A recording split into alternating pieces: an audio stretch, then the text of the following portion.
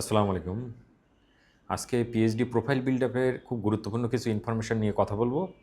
ভিডিওটা একটু বড় হতে পারে, ভিডিওতে কিছু পয়েন্ট থাকবে আমি আগে বলে দিচ্ছি যাতে করে শেষ পর্যন্ত দেখার একটা ইন্টারেস্ট আপনার থাকে।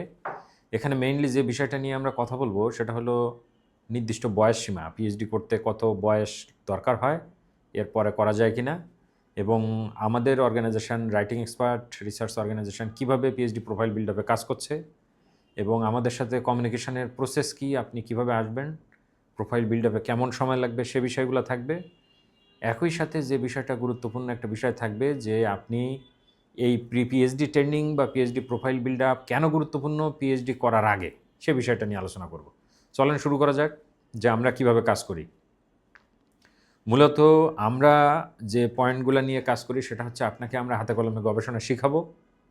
আপনি আগে গবেষণা শিখবেন, আমাদের সুপারভাইজারদের তত্ত্বাবধানে আপনি গবেষণা করবেন, এবং যখন আপনার প্রজেক্টটা রেডি হয়ে যাবে তখন একটা ইন্টারন্যাশনাল জার্নালে এটা সাবমিট হবে, ইন্টারন্যাশনাল কনফারেন্সে সাবমিট হবে। একইভাবে সাবমিট হবে ইন্টারন্যাশনাল বিভিন্ন ফেলোশিপ হয়, বিভিন্ন ইউনিভার্সিটিগুলো শর্ট ফেলোশিপ দেয়, সেগুলো 2 মাস 3 মাস 2 সপ্তাহ 1 সপ্তাহ এরকম শর্ট ফেলোশিপ আছে, যেগুলো অনেক সময় পিএইচডির থেকে এই ফেলোশিপ পাওয়াটাও অনেক বেশি চ্যালেঞ্জ হয়। তারপরেও কম্পিটিশনে ফাইট করে আমরা অনেক সময় এই ফেলোশিপগুলো পাই। এগুলো শর্ট ফেলোশিপ 2 মাস 3 মাসের, বা এগুলো ওয়ার্কশপও বলা যেতে পারে, কোনো ইউনিভার্সিটি ওয়ার্কশপও বলে। এই ধরনের ফেলোশিপে যেগুলো ফুল ফান্ডিং দিয়ে দেয়, আপনাকে বাংলাদেশ থেকে নিয়ে যাবে একবারে এয়ারফেয়ার দিয়ে, ফেলোশিপটা করানো হয়ে গেলে আপনাকে আবার দিয়ে যাবে। সো এই ফেলোশিপ পাওয়ার জন্য কিছু প্রোফাইল ভালো থাকতে হয়, নর্মাল প্রোফাইল আবার পাওয়া যায় না। একইভাবে আপনাকে ইন্টারন্যাশনাল কনফারেন্সে অ্যাড হতে হবে, সেটা ফার্স্ট ওয়ার্ল্ড কান্ট্রিতে ইউএসএ, কানাডা, অস্ট্রেলিয়া, ফিজিক্যালি যেতে পারেন, ভার্চুয়ালি যেতে পারেন, সেগুলোতে আমরা আপনাকে সাপোর্ট দিব, আপনাকে তৈরি করব যে আপনি কনফারেন্সে কীভাবে যেয়ে নিজেকে প্রেজেন্ট করবেন। এগুলো সবই রিসার্চ কনফারেন্স, নর্মাল কনফারেন্স বা প্রফেশনাল কনফারেন্স না।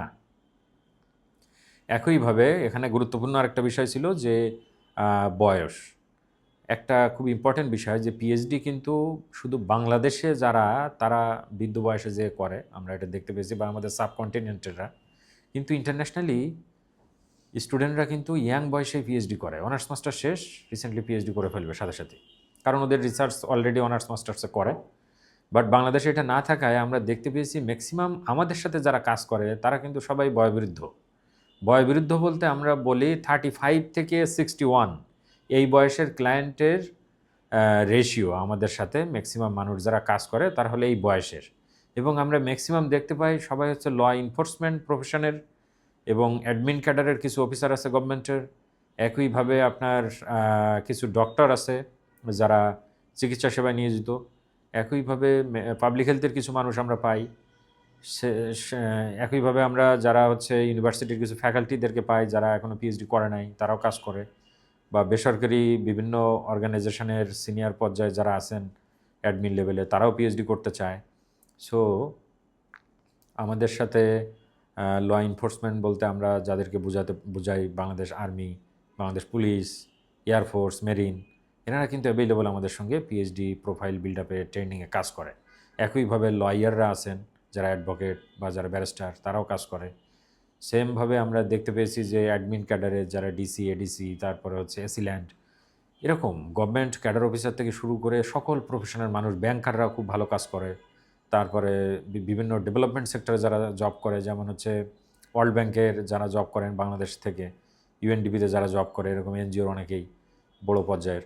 সো ওনারা কিন্তু এই বৃদ্ধ বয়সে বা বৃদ্ধ যদি আমরা বলি 30-এর পর থেকে যারা, 35-এর পরে যারা, এরা ফিল করতেছে যে বাংলাদেশে গবেষণার সুযোগ নেই, উনি যে প্রফেশনে আছেন ওইটাতে উনি স্যাটিসফাইড না। কেন স্যাটিসফাইড না? যে ওখানে গবেষণা হয় না, বা উনি হয়তোবা এখন ফিল করতেছেন চাকরির মাঝপথে এসে যে অ্যাকাডেমিশিয়ান হতে চান, সেক্ষেত্রে কিন্তু উনি জব যদি অ্যাকাডেমিশিয়ান হতে চায় তাহলে ওনার রিসার্চ লাগে। সো ওই হিসাবে ওনার পিএইচডিটা দরকার হতে পারে, বা কারো ড্রিম থাকে অনেক আগে থেকে যে আমার পিএইচডি দরকার, যে কোনো একদিন হলেও আমি পিএইচডি করব। সেক্ষেত্রে তারা কিন্তু এই বয়সে আমাদের কাছে আসে, এবং আমরা বেশি কমফোর্ট ফিল করি এই বয়স্ক মানুষদের নিয়ে কাজ করতে। কারণ কি, যারা ইয়াং জেনারেশান তাদের দেখেছি ডেডিকেশন কম থাকে, ধৈর্য কম, কিন্তু গবেষণা ধৈর্য ছাড়া হয় না। সো যারা এই যে একটু এজ পার্সন, তাদের কিন্তু অনেক ডেডিকেশন, ধৈর্য। মানে একটা বিষয় যদি বলি, আমার কাছে একজন ক্লায়েন্ট আছে, ওনার বয়স 61। তো 61-এর ওনার যে পরিমাণে ধৈর্য, ইয়াংদেরও ওই ধৈর্য দেখি না। সো ধৈর্য ধরে আপনাকে পিএইচডির কাজের গবেষণাগুলো করতে হবে। সুপারভাইজার আপনাকে কাজ দিবে, বিষয়টা এরকম না আপনি পেমেন্ট করে যাবেন রাইটিং এক্সপার্টকে যে হ্যাঁ আমি আপনাকে 10 লাখ বা 2 লাখ বা 50,000 টাকা দিয়ে গেলাম, আমি বছর শেষে এসে আপনার কাছ থেকে গবেষণা নিয়ে যাব। গবেষণাটা কিন্তু এরকম রেডিমেড কিছু না। আপনাকে গবেষণা এখানে শিখতে হবে, আমরা আপনাকে কাজ দিব, সে কাজ করতে হবে, এইভাবে এই কাজটা কিন্তু ডেভেলপ হবে। কিন্তু বিষয় হলো প্রফেশনালরা আমাদের সাথে কাজ করতে চায় একটাই কারণে, আমরা প্রফেশনালদের টাইম অনুযায়ী আমাদের কারিকুলামটা ওইভাবে ডেভেলপ করেছি।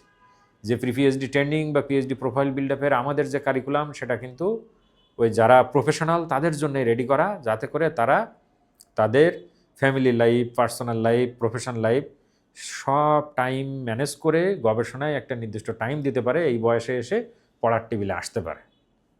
সুতরাং আমাদের কারিকুলামটা প্রফেশনালদের জন্য অনেক ফ্রেন্ডলি হবে। আমাদের সাথে কথা বলতে আপনাকে সশরীরে আসতে হবে। এইটা একটু আপনার জন্য কষ্ট হলেও আসতে হবে। আপনার ডেডিকেশনের লেভেলটা একটু বাড়ায় আপনি চলে আসবেন। আপনি আমাদের সাথে কাউন্সেলিং করার পরে আপনি অবশ্যই ফিল করবেন যে কাউন্সেলিংটা আপনার ভ্যালুয়েবল হয়েছে এবং আপনি এটাতে স্যাটিসফাইড হবেন কিনা তখন আপনি বুঝতে পারবেন। সো আপনি চেষ্টা করবেন আমাদের সাথে সরাসরি কথা বলার। এখানে আর কোনো পয়েন্ট মনে হয় আমি বাদ দিয়ে যাই নাই, সব কিছু ইনক্লুড হয়ে গেছে। সো মোটামুটি আপনারা আমাদের সাথে দেখা করেন, আমরা ফলপ্রসূ আলোচনা করব। অ্যাপয়েন্টমেন্ট নিয়ে আসবেন অবশ্যই। Thank you.